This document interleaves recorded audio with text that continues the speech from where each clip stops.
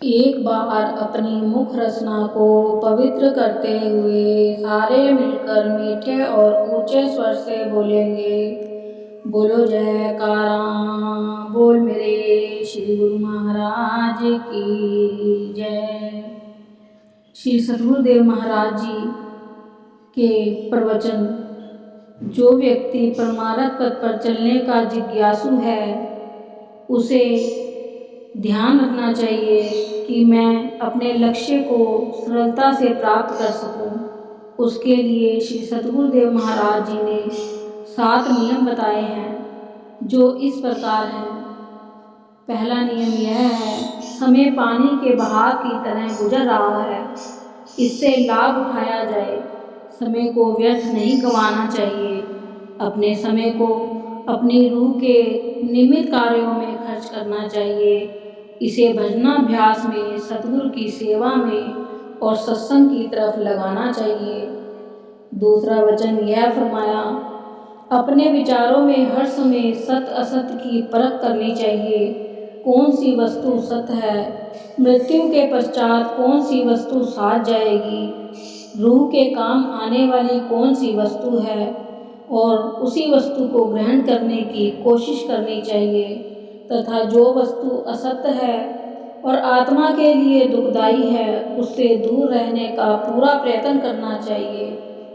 और तीसरा वचन यह फरमाया, संसार में माया व माया के पदार्थों के साथ शरीर का निर्वाह करते हुए अपने मन को व अपनी चित्तवृत्तियों को कमल के फूल की न्याय उनसे अलग रखने की कोशिश करनी चाहिए। शरीर से एक नौकर की भांति काम लेना है। निर्वाह के लिए उसे रोटी कपड़ा देना है और इससे अपना परमार्थ का काम लेना है, क्योंकि इसने एक दिन यहीं रह जाना है। सतगुरु ही जीव के मित्र हैं। जितनी अधिक सतगुरुदेव महाराज जी के श्री चरणों में प्रेम व श्रद्धा होगी, उतना ही जीव भजनाभ्यास में अधिक उन्नति कर सकेगा।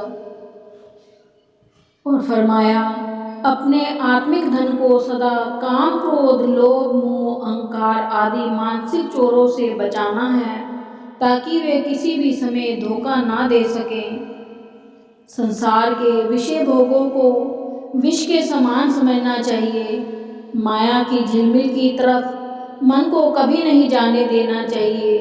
ये विषय वासनाएं ऊपर से मीठी लगती हैं, मगर इनके अंदर विष भरा हुआ होता है। इसलिए इनकी ऊपर की मिठास पर नहीं जाना चाहिए, क्योंकि परिणाम इसका दुखदाई है।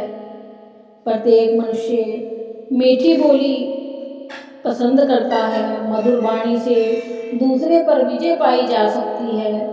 कोई भी मनुष्य दूसरे के हृदय को तब अपने वश में कर सकता है जब उसकी अपनी बोलचाल मीठी हो। प्रेम भाव से दूसरों के साथ व्यवहार करने से द्रव्य खर्च नहीं होता, केवल अपने स्वभाव को ही ठीक करने की कोशिश करनी है।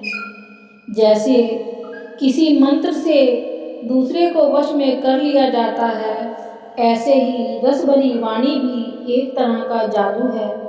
लेकिन वाणी से तभी मीठा बोला जाएगा जब दिल में प्रत्येक के लिए हमदर्दी तथा भलाई की भावना होगी। यदि दिल में क्रोध व ईर्ष्या भरी होगी तो जरूरी है कि वाणी से ही कड़वे ही वचन निकलेंगे। इसलिए पहले दिल से द्वेष भाव को दूर करके उसे पवित्र व निर्मल बनाना चाहिए। मन में कभी कठोरता ना हो। मन में निर्मलता आ जाने पर वाणी से मधुर वचन बोले जा सकते हैं। जैसे कहा है, कागा का कछु लेत है, कोयल का कछु देत, मीठे वचन सुनाए कर मन सबका हर लेत। जैसे कि कहा गया है, कोयला और कौवा रंग रूप में एक जैसे ही प्रतीत होते हैं, मगर अपने गुण दोष के कारण एक तो लोगों को प्रिय है, मगर दूसरे से लोग घृणा करते हैं। कौवे को निंदनीय माना जाता है और धिक्कारा जाता है। कोई उसे पास भी नहीं फटकने देता। इसके विपरीत कोयल की मीठी वाणी सबके मन को आकर्षित करती है। इसी प्रकार मनुष्य भी रंग रूप से नहीं बल्कि गुण से पूजा जाता है। स्वभाव ही जीव को पूजनीय बनाता है। तुलसीदास जी भी फरमाते हैं, तुलसी इस संसार में 5 रतन हैं सार, साध संग सतगुरु शरण दया दीन उपकार। दया और दीनता के अनमोल रतन जिस सेवक ने प्राप्त कर लिए वह धनवान है। इसलिए मन में शीतलता व वाणी में मधुरता होनी चाहिए।